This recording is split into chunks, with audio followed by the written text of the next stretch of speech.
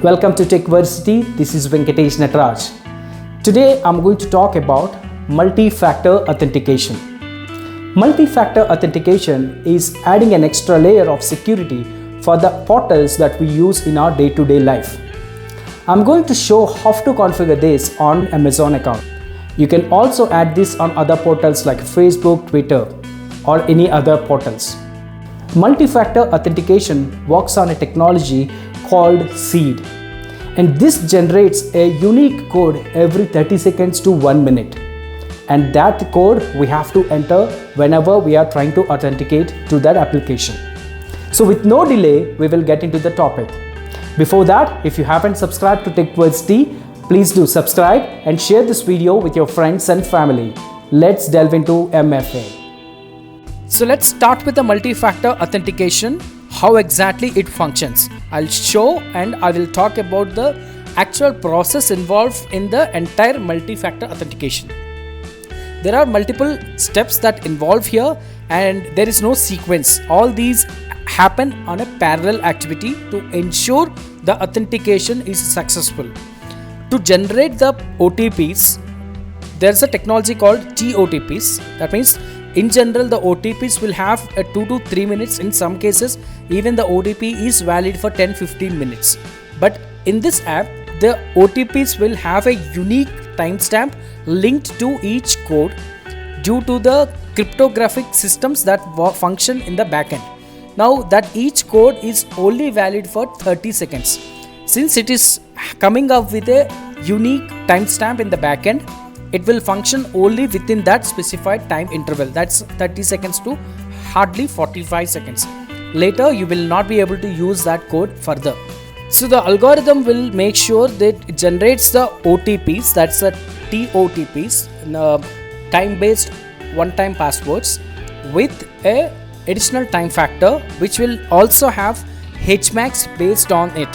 Now, what exactly HMACs are? Hash messaging authenticator code. So this will have a unique code integrated with that code with the actual TOTP, and that will be stored on the cryptographic function that's running on the app. So when, like I mentioned about the seed, while we are configuring, the seed will ensure there is a unique code configured within the app, and that will ensure for every TOTP generates, the algorithm will make sure that will also have a HMAC. That's how the algorithm functions. And how exactly the security functions here is, once the TOTP is valid, and once it is valid or whether it's not valid, it will ensure the timestamp when it is created. When it was generated, there will be a pattern that will keep generating every 30 seconds. So within that period, it's the same OTP cannot be reused again, and it cannot be stolen because that cannot be reused after certain time period. After 30 seconds, it cannot be reused. The security protocols will ensure the entire OTP generation and the data and the seed technology, everything is purely encrypted within the app, and no one can crack it or no one can steal it, and the frequency cannot be matched and the pattern cannot be cracked. The entire pattern system will be completely an encrypted system and it cannot be stolen. At the same time, it's not just one app.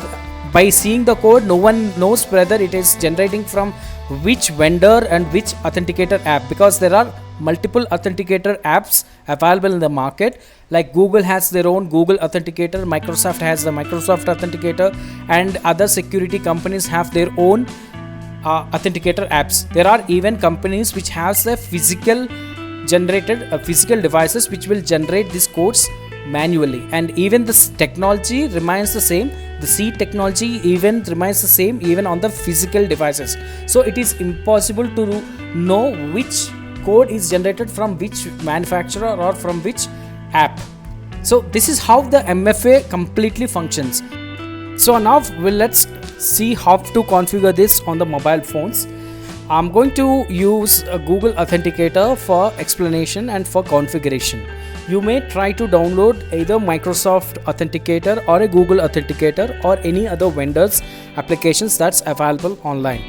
For Apple users, please download the Authenticator app, whichever you want, from the App Store, and for Android users, please download it from Play Store. Now depends on the vendor, the UI will slightly change, but the entire configuration and the technology remains the same like I explained. So let's get into the details. I'll share my screen now. So I'm going to show how to configure the two-step verification, which is nothing but multi-factor authentication, MFA. How to do that on Amazon account. So once you log into your Amazon account, click here and click on the login security. The moment you click on the login security, it will take you to this page. In this page, you have the two-step verification. It's saying adding a layer of security require a code in addition to your password. That's what I was telling, right? So we will, apart from the password, it will also generate an additional code, and that code is only valid for certain seconds, like 30 seconds to max 1 minute. So to enable this, click on turn on, and here we have two options. Either we can use SMS and it will send a OTP to your phone, so that to register that you can enter the phone number of yours and click on continue. That will register and it will send immediately one OTP, and that is valid, and once you authenticate it will be successful. So whenever you're logging, it will send or it will trigger a OTP, and that will be used here to log into the system. Now there is another one which I was talking about, the Authenticator app generates an using the application, it will continually generates the code, and it's specifically calling it that no network connectivity is required. So irrespective whether your app is connected to internet or mobile data, it doesn't matter. It will generate the code, and only that code is valid for 30 seconds to 1 minute. So let's click on that. I have clicked on it, and it says open your Authenticator app and add an account on the app and scan the barcode below. So it says it's scan this QR code technically, and once the scanning is done, it will generate a OTP, one-time password on the screen on the app that you have to give here. So for now I will move towards my phone. I'll share my screen on my phone and I'll show how to scan this. Phone now, I have the Google Authenticator app already installed, so I'm just going and opening the Google Authenticator app. So I have two authenticators, one is Microsoft Authenticator and other one is Google Authenticator. So I open the Google Authenticator, and I have already one of my email is registered, so I click on this plus symbol on the bottom, and it is asking to scan a QR code, so I'll click on that. So the moment I click on that and I scan the QR code on the screen, it's immediately scanned it and it is giving the OTP, and this OTP I have to use it on my laptop, on the screen that I'm currently using to configure this. So I'm here, I have the OTP now.